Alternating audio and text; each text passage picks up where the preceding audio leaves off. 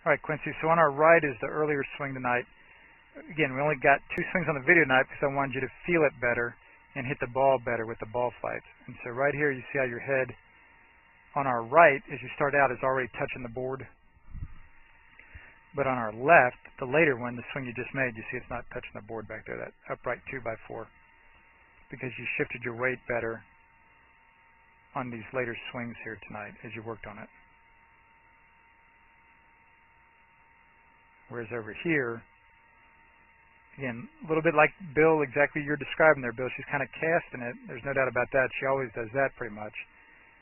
But instead of working on the video tonight, Bill, I wanted to just have her hit it better, feel better with it, and get better ball flights with it. And so we did almost everything up at the program center tonight.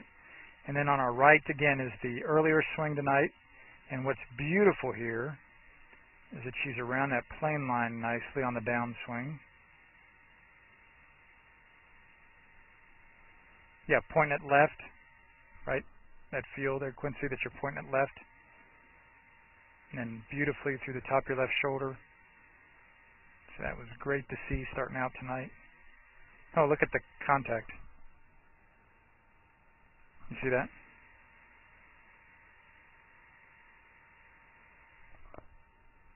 Right where we saw. And then, again, the thing I want you to be wary of getting that divot out front is you might start getting over the top again. That's a little bit worse. Now look at that though. Just like we were working on to get it more on the sweet spot there. That's pretty hot. Oh, in fact, there was a little divot. Yeah, it looks like the little divot in the mat right there after the ball. See what I mean? That's pretty hot. So that is great work. And again, that little drill, like you said, the person called a lumberjack or something like that, or that drill where you get up here and stop, your wrists are hinged, and then you just start that shoulder turn, your weight shift down to get that divot out front and the roots. Use that exercise where you have a ball of 6-8 balls down there and take practice swings, get the roots of the divot out front, and then hit the real ball, getting that same feel.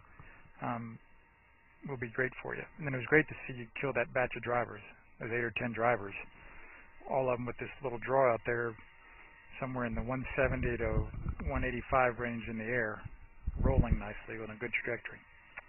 This is Joel Suggs. I sure enjoyed meeting you down at the Cincinnati Golf Show this weekend and showing you your swing on the 2D equipment that I have. And so I want to take about 2 or 3 minutes to just show you around Meadowlinks. This is the studio I use in the winter for all my students. You see there's the down-the-line camera angle for our 2D equipment. And then we have the face-on camera angle also. And then what we also have here is 3D equipment to where I can show you your swing from 6 different camera angles with this 3D equipment. And we can get your swing from down to the 1/120th of a second in terms of exactly what your hips, shoulders, and hands are doing in the swing.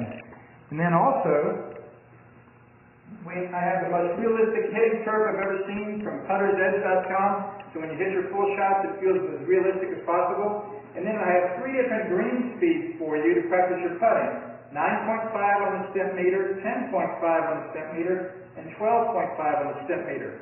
That's benefited my students tremendously. And then also I have a lot of learning aids like this Smart Stick. You can see the rest of those learning aids over here in my bag that we can work on to help you learn the certain fields in your golf swing that you and I both want. And then also I help my students a lot with their equipment through the winter. This is a frequency analyzer where we twang your club and it gives us a reading here. And then also we plot your whole set, each club on these lines to see if the set is really matched or not. Quite often they aren't, and it helps my students tremendously when they find out what clubs are the offending clubs. Then if we get tired of being indoors and we want to go outdoors and hit some, we can do that. It's my daughter, Ellie. Good to see you. I haven't seen her in weeks. No wonder you've been gone, Ellie. You've been out here playing in the snow all this time. But this is our natural turf area. This is closed until April, as you can see. But it's a fantastic area where we can step outside and hit some balls and get some real ball flight. Or, if we get pretty satisfied that things are looking better on the video here, we're kind of cooped up inside and want to go outside, we can step on out and hit balls and see real ball flights for about 5 or 10 or 15 minutes, however long you and I can stand the cold, out into the air, and we see them land at these different flags. I have a yardage book for this driving range. It's the first one I've ever seen in my life where we know exactly what it is with the front, back, and middle of each green. And again, the covered area here is heated, so we stay out there for about 5, 10, 15 minutes, like I said. It enables us to see some ball flights, and then we get satisfied that things are looking the way we want, and we come back inside, take off our coats, and look again at the video equipment to see how your swing's looking, to make sure that you understand it.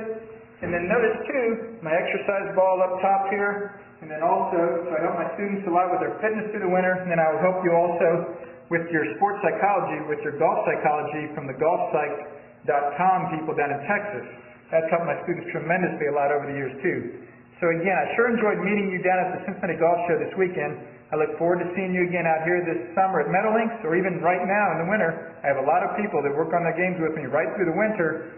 Check out more information about the things I do to help you at joelsuggs.com. Take care.